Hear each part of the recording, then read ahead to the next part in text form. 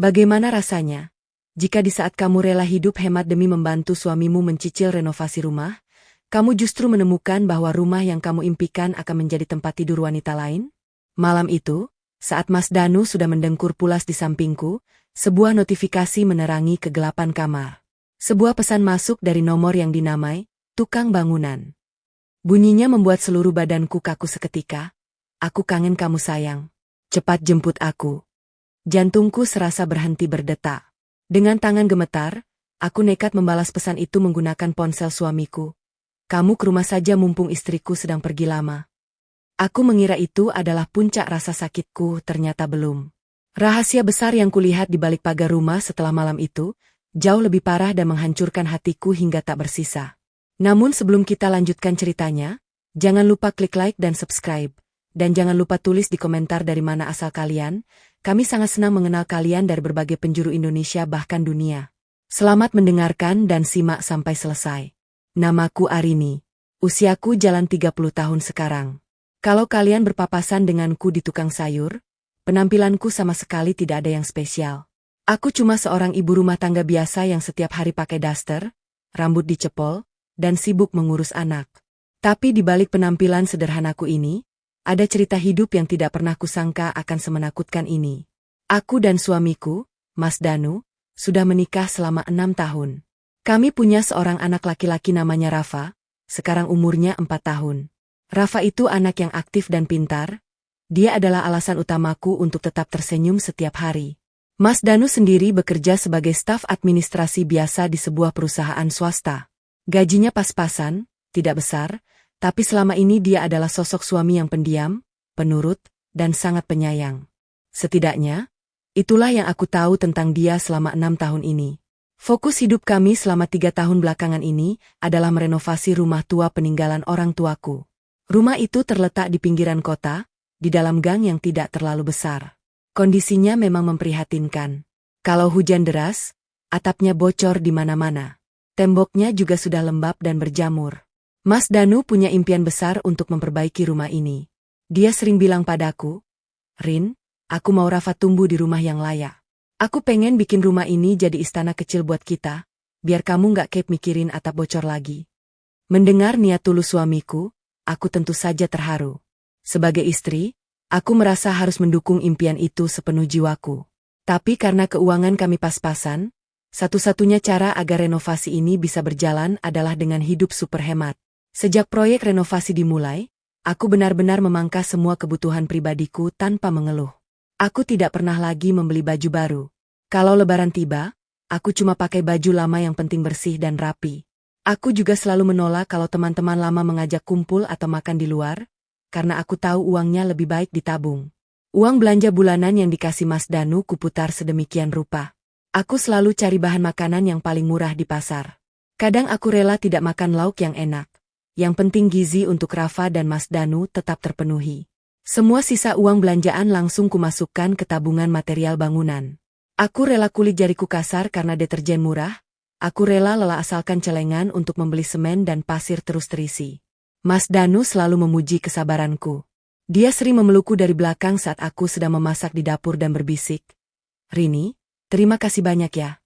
Kamu sudah mau berkorban sejauh ini. Aku janji, kalau rumah ini sudah selesai direnovasi, kamu adalah ratu di sini. Aku tidak akan membiarkan kamu hidup susah lagi." Kata-kata manis seperti itu selalu berhasil membuat rasa lelahku hilang seketika.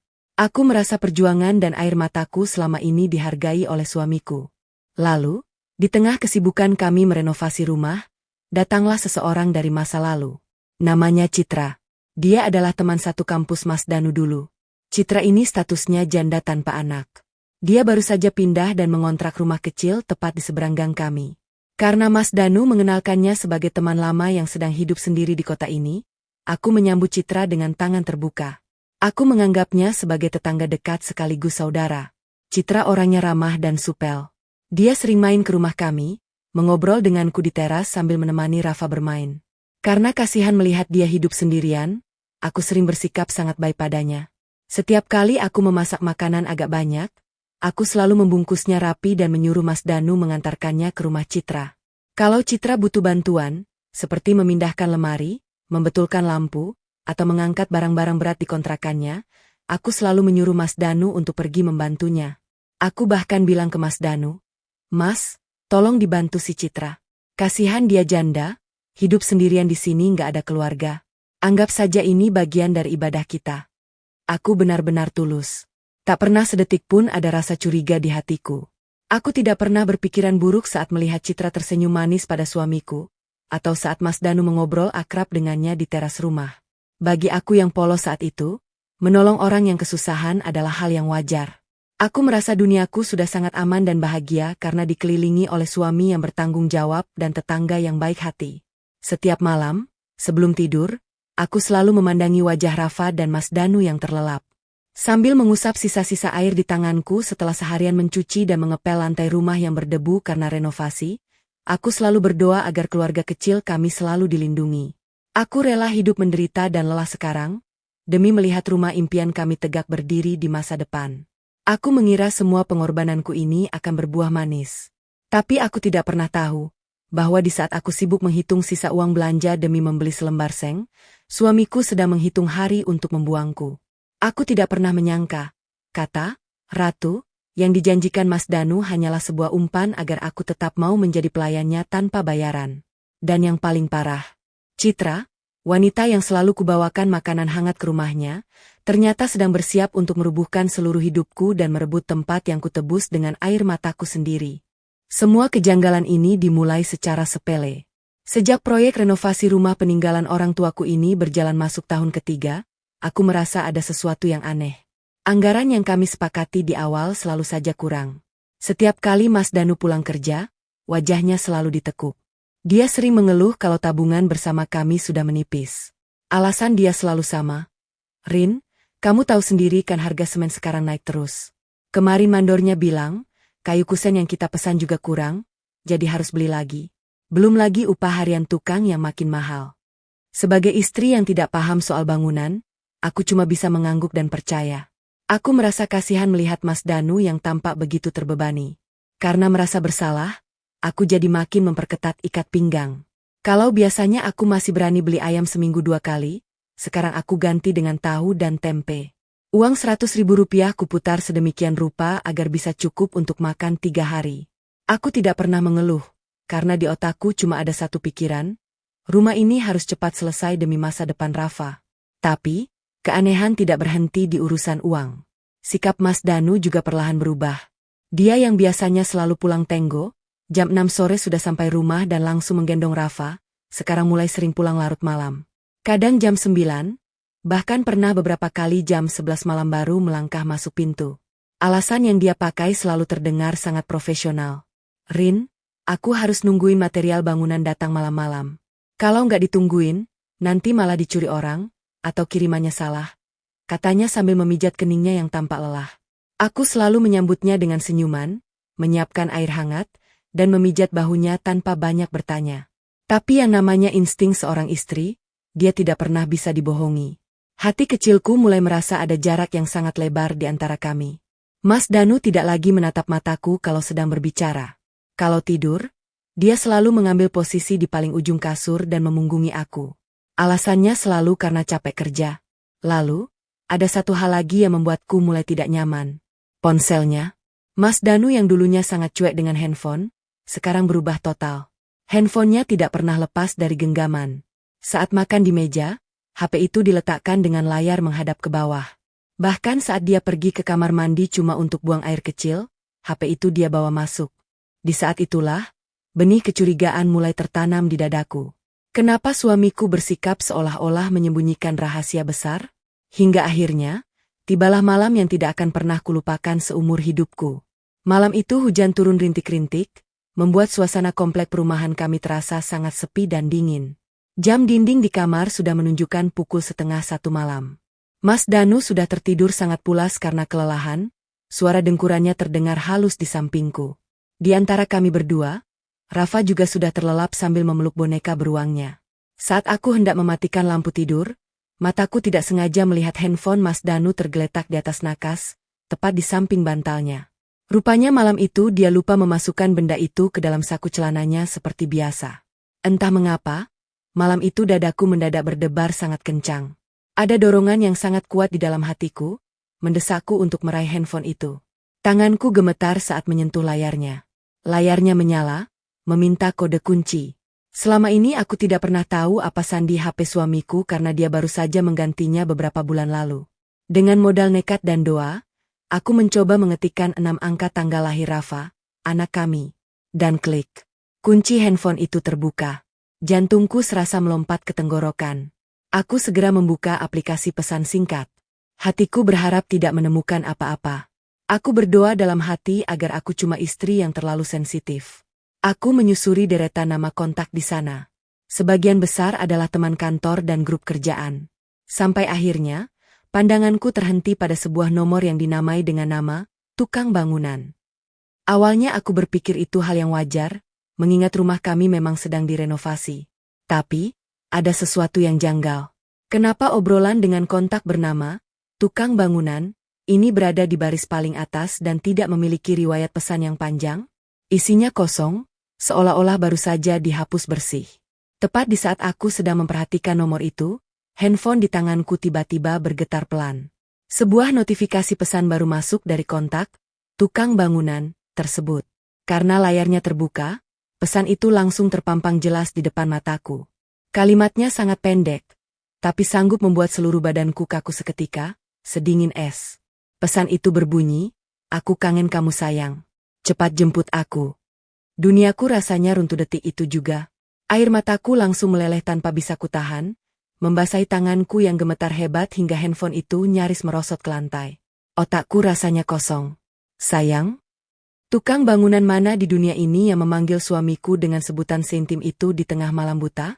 Rasa sakit, kecewa, dan amarah mendadak bercampur menjadi satu, membakar seluruh dadaku hingga rasanya sesak sekali untuk bernapas.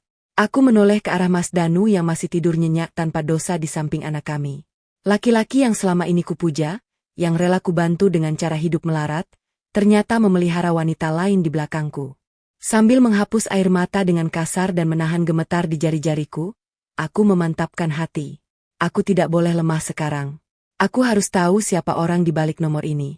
Dengan sisa-sisa keberanian yang kupunya, aku mengetikkan balasan menggunakan ponsel suamiku, meniru gaya bahasa yang biasa laki-laki gunakan. Aku membalas, "Kamu ke rumah saja mumpung istriku sedang pergi lama." Aku menekan tombol kirim. Hanya butuh waktu kurang dari 1 menit, handphone itu kembali bergetar. Kontak bernama tukang bangunan itu membalas pesanku dengan sangat cepat, dan isinya benar-benar menghancurkan sisa-sisa kewarasanku sebagai seorang istri. Pesan balasannya berbunyi, "Oke sayang, 10 menit lagi aku jalan lewat pintu belakangnya." Untung si pelit itu lagi nggak ada di rumah.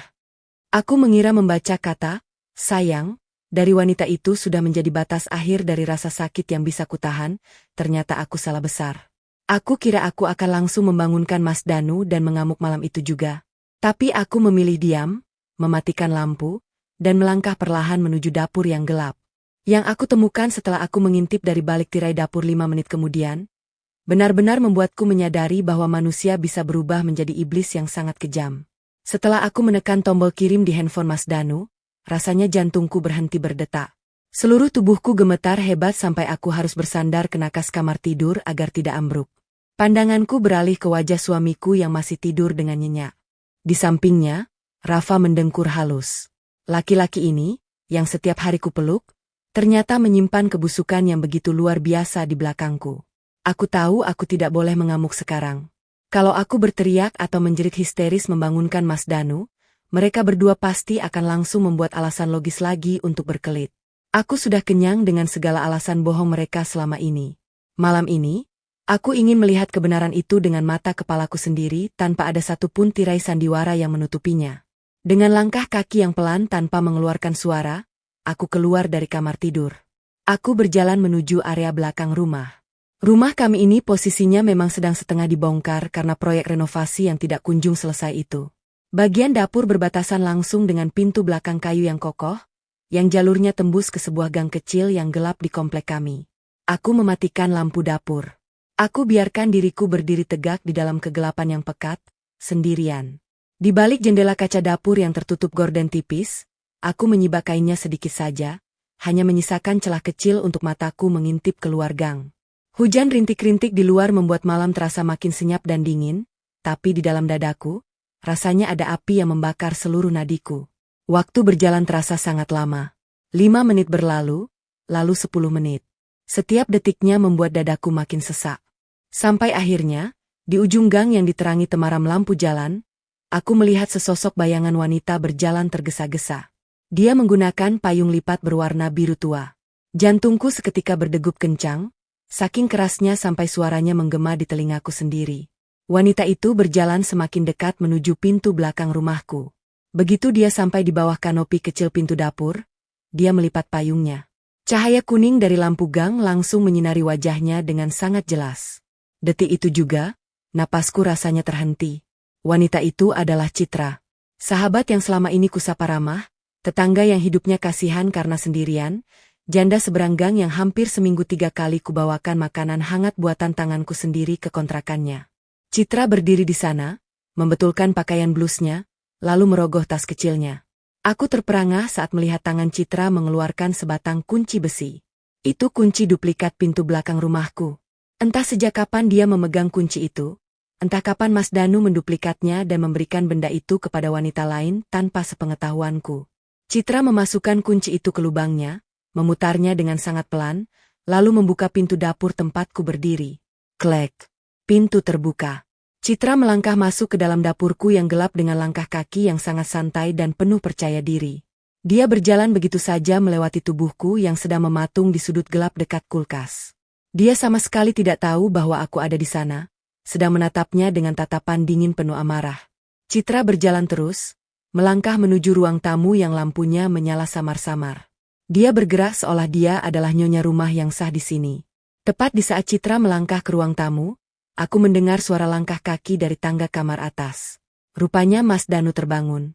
Mungkin dia terusik karena merasakan getaran handphonenya di atas nakas setelah Citra mengirimkan pesan lanjutan saat dia berjalan di gang tadi. Aku membalikkan badan, berjalan membuntuti Citra dari belakang tanpa membuat suara sedikit pun.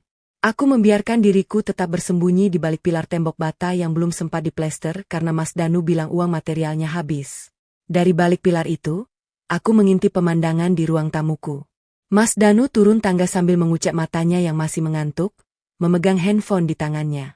Begitu dia sampai di undakan terakhir dan melihat Citra sudah berdiri dengan manis di tengah ruang tamunya, Mas Danu langsung tersentak kaget. Wajahnya seketika panik. Loh, Cit. Kok kamu ada di sini? Berani banget kamu langsung masuk lewat belakang. Suara Mas Danu berbisik dengan nada yang sangat panik, matanya sesekali melirik ke arah tangga kamar atas, takut kalau aku mendengarnya. Citra justru tidak takut sama sekali. Dia tertawa kecil, sebuah tawa manja yang biasa dia tunjukkan kalau sedang mengobrol akrab dengan suamiku dulu di teras. Citra melangkah maju dengan berani, mendekati Mas Danu, lalu dengan santai tangannya merapikan kerah kaos oblong yang dipakai suamiku. Ih, kok kamu malah kaget sih, Mas? Kan kamu sendiri yang chat aku tadi di handphone. Ucap Citra sambil mengerucutkan bibirnya, nadanya terdengar sangat manja. Kamu bilang di chat kalau istrimu yang sok suci dan pelit itu lagi pergi lama dari rumah. Makanya kamu suruh aku langsung datang lewat pintu belakang karena kamu bilang kamu kangen sama aku. Ya udah, aku langsung ke sini. Mendengar ucapan Citra, Mas Danu langsung mengernyitkan dahi dengan bingung. Wajah paniknya berubah menjadi heran. Dia melihat ke layar handphone di tangannya, jemarinya mengetik sesuatu di sana dengan terburu-buru. Aku chat kamu? Kapan, Cit? Aku baru bangun tidur ini. Dari tadi handphoneku matiin suaranya karena takut Rafa kebangun, kata Mas Danu dengan suara bergetar. Detik itu juga, suasana di ruang tamu mendadak berubah menjadi senyap. Citra menghentikan gerakan tangannya di kerah baju Mas Danu. Mereka berdua mendadak saling pandang dengan wajah yang berubah menjadi pucat pasi. Dalam hitungan detik, mereka berdua akhirnya menyadari satu hal yang sangat mengerikan bagi mereka. Ada orang lain di dalam rumah ini yang sengaja mengirimkan pesan itu untuk menjebak mereka berdua. Aku melihat dari balik pilar bagaimana tubuh mereka berdua mulai bergetar ketakutan saat menyadari sandiwara mereka terbongkar. Aku kira melihat mereka berdua berdiri berdekatan di ruang tamuku di tengah malam sudah menjadi batas akhir dari kehancuran hatiku, ternyata belum. Apa yang terjadi setelah aku melangkah keluar dari balik pilar dan menyalakan semua lampu rumah, akan membuka sebuah kebenaran baru yang jauh lebih kejam dan membuatku menyadari bahwa suamiku bukan cuma berselingkuh, tapi dia berniat melenyapkan seluruh masa depanku dan anakku. Detik itu juga aku langsung melangkah keluar dari kegelapan pilar dapur. Tanganku bergerak cepat meraba saklar di dinding, lalu kunyatakan semua lampu ruang tamu dengan kasar. Tek. Seketika itu juga, seluruh ruangan yang tadinya temaram langsung terang benderang. Dua orang pengkhianat yang sedang berdiri berdekatan itu langsung tersentak kaget. Mereka melompat mundur secara refleks, menjauhkan tubuh mereka satu sama lain. Saat mereka membalikan badan dan melihat aku berdiri tegak menatap mereka, wajah mereka berdua langsung berubah menjadi putih gading, pucat pasi seperti mayat. "Arini!" Mas Danu berteriak. Suaranya terdengar sangat serak, tercekat di dalam tenggorokan seolah dia baru saja melihat hantu di tengah malam. Handphone yang sejak tadi dipegangnya hampir saja merosot jatuh ke lantai. Citra juga tidak kalah panik. Bibirnya yang biasanya merah merona dan selalu tersenyum manis di depanku, kini tampak gemetar hebat. Matanya bergerak liar ke kanan dan ke kiri, mencari alasan untuk berkelit. "Rin, Arini, kok kamu ada di rumah? Bukannya kamu lagi pergi lama ke rumah ibumu?" Citra mencoba membuka suaranya terdengar terbata-bata, mencoba memaksakan sebuah senyuman palsu yang terlihat sangat menjijikkan di mataku. Aku tidak menjawab pertanyaan Citra. Aku melangkah maju secara perlahan, mendekati meja porselen di ruang tamu. Pandanganku beralih menatap suamiku, laki-laki yang selama 6 tahun ini tangannya selalu kucium dengan takzim setiap pagi, laki-laki yang namanya selalu kusebut di dalam sujud malamku agar selalu diberikan keberkahan. "Mas Danu," kataku. Suaraku terdengar sangat tenang. Begitu datar, sampai aku sendiri heran kenapa aku bisa setenang ini di depan dua orang yang baru saja menguliti hidupku. Jadi ini alasan kenapa upah tukang selalu membengkak? Jadi ini alasan kenapa semen dan pasir yang kita beli dibilang kurang terus sama mandor bangunan? Aku beralih menatap Citra, wanita ular yang selama ini kupelihara dengan kebaikan. "Dan kamu, Citra, tukang bangunan, yang sangat rajin ya? Tengah malam begini datang lewat pintu belakang rumah orang cuma pakai daster blus, bawa kunci duplikat pula. Apa nama kontak suamiku di handphone MU? Cit? Tukang kayu? Mandor proyek? Atau apa?" Mas Danu langsung lemas. Lututnya seolah kehilangan tenaga untuk berdiri. Dia langsung menjatuhkan dirinya, berlutut di bawah kakiku di atas lantai ruang tamu yang berdebu. Air matanya langsung mengalir deras. Dia meraung sambil mencoba meraih ujung dasterku. "Arini, maafkan aku, Rin, demi Allah aku hilaf. Aku cuma main-main sama Citra, aku nggak pernah ada niat serius." Citra yang terus-terusan menggoda aku, "Rin, tolong kasih aku kesempatan, jangan tinggalin aku, kasihan Rafa, Rin." Mas Danu meraung-raung di bawah kakiku, memohon-mohon seperti orang yang paling menderita di dunia. Mendengar suamiku menyalahkan wanita selingkuhannya demi menyelamatkan dirinya sendiri, Citra mendadak meradang. Wajah ketakutannya hilang seketika, berganti dengan kilat amarah yang sangat besar. Dia tampaknya tidak terima dijadikan tumbal kesalahan oleh Mas Danu. Citra melangkah maju dengan angkuh, dia menendang kaki Mas Danu yang sedang berlutut. "Jangan bohong kamu, Danu. Jangan jadi laki-laki pengecut ya. Mumpung si pelit ini sudah tahu semuanya, lebih baik kita jujur saja sekalian." Citra membalikan badannya menghadap ke arahku. Dia bersedekap dada sambil menatapku dengan tatapan mata yang sangat sinis dan penuh penghinaan. "Sudahlah Arini, jangan merasa jadi istri paling suci di sini. Kamu mau tahu kenapa Danu lebih memilih tidur denganku daripada menyentuhmu? Karena kamu itu membosankan. Kamu terlalu sibuk jadi wanita pelit, sibuk menghitung 1.000-2.000 uang belanjaan demi rumah tua ini, sampai kamu lupa caranya dandan. Kamu tidak pernah tahu kan kalau suamimu itu tersiksa hidup melarat dengan caramu yang sok hemat itu." Citra merogoh tas blus kecilnya dengan kasar, lalu mengeluarkan sebuah map dokumen berwarna kuning. Dia melemparkan map itu ke atas meja porselen, tepat di depanku. "Buka itu, biar matamu terbuka lebar," bentak Citra dengan suara melengking. "Uang tabungan renovasi rumah yang kamu kumpulkan dengan cara makan tahu tempe setiap hari itu, tidak pernah habis untuk membeli semen atau pasir. Danu memakai uang itu untuk membayar cicilan mobil baru atas namaku. Dan rumah tua peninggalan orang tuamu ini, Danu sudah menandatangani surat perjanjian denganku untuk menjualnya begitu renovasi selesai, agar kami bisa mengambil uangnya dan pindah hidup mewah di luar kota." Detik itu juga, dadaku rasanya seperti dihantam oleh batu besar yang sangat panas. Kepalaku mendadak kosong, pandanganku sempat buram seolah seluruh darah di tubuhku berhenti mengalir. Aku menoleh ke bawah, menatap Mas Danu yang masih bersimpuh di lantai. Dia tidak membantah satupun ucapan Citra. Dia cuma bisa menunduk dalam-dalam sambil meratapi kebodohannya yang sudah telanjang bulat di depan mataku. Ternyata, kenyataan ini jauh lebih biadab dari sekadar perselingkuhan biasa. Selama 3 tahun ini, aku bukan cuma dikhianati cintanya. Aku sedang diperas keringat dan tenaganya secara terstruktur. Aku sengaja dipelihara di rumah ini seperti pembantu gratisan, dibiarkan hidup melarat dan hemat, hanya agar mereka berdua bisa menabung untuk bersenang-senang di masa depan menggunakan hasil jeripayahku. Mereka berdua sedang berpesta di atas kebodohanku. Setelah mendengar kata-kata Citra yang begitu sombong dan melihat suamiku sendiri cuma bisa diam bersimpuh di lantai, aku tidak menangis lagi. Air mataku rasanya sudah kering, menguap terbakar oleh rasa kecewa yang luar biasa. Anehnya, dadaku tidak lagi terasa sesak bergemuruh. Rasanya datar, hambar, dan dingin.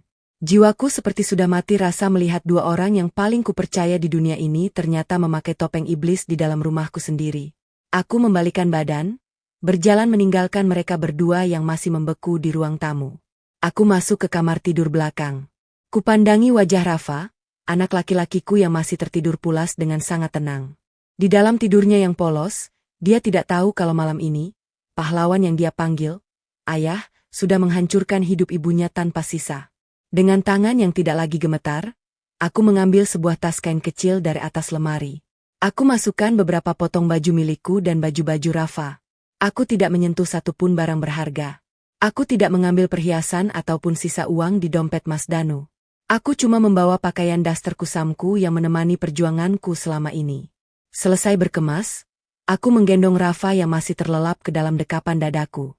Saat aku melangkah keluar menuju ruang tamu sambil menenteng tas pakaian, Mas Danu langsung bangkit berdiri dan berlari menghadang langkahku tepat di depan pintu utama. Rini, tolong jangan pergi, Rin.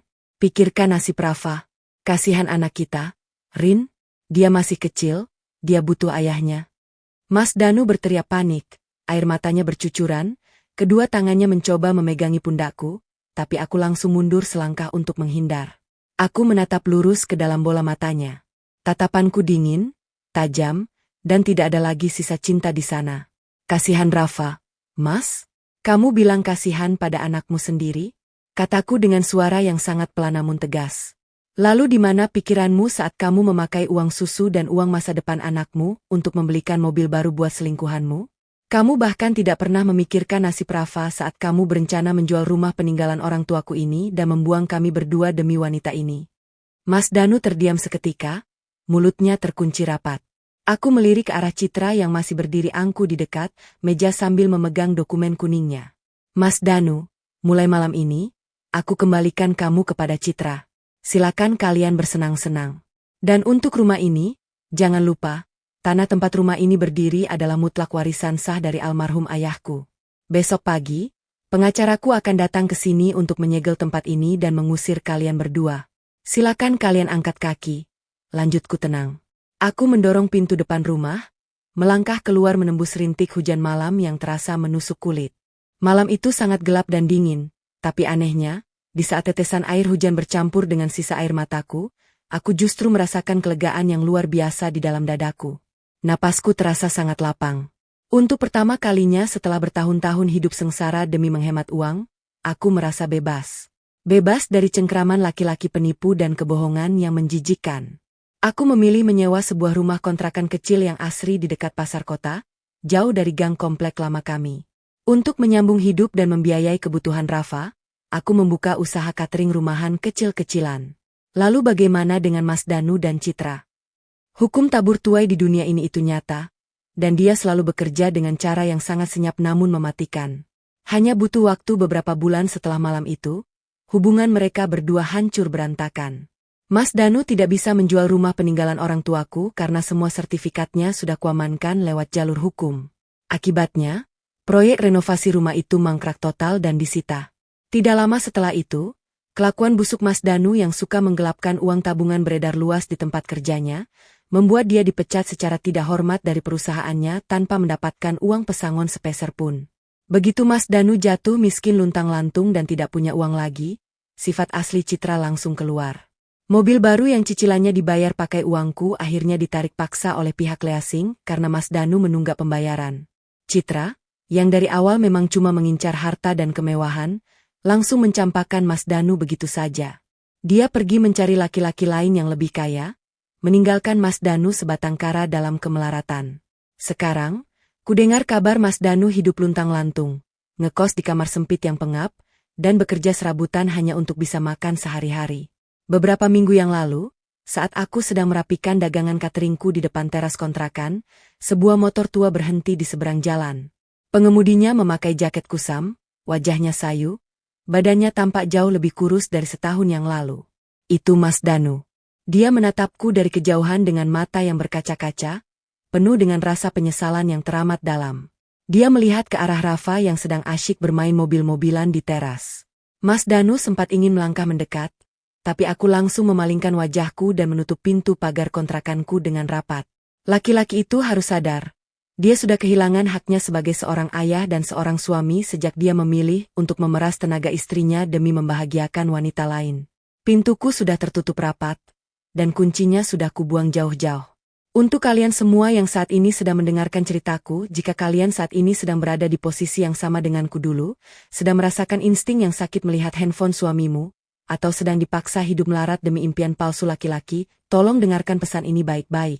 Kesabaran seorang istri itu memang ibadah yang luar biasa, tapi bertahan di tempat yang merusak jiwa dan harga dirimu adalah sebuah kesalahan besar. Jangan pernah takut untuk melangkah keluar demi menyelamatkan dirimu dan anak-anakmu.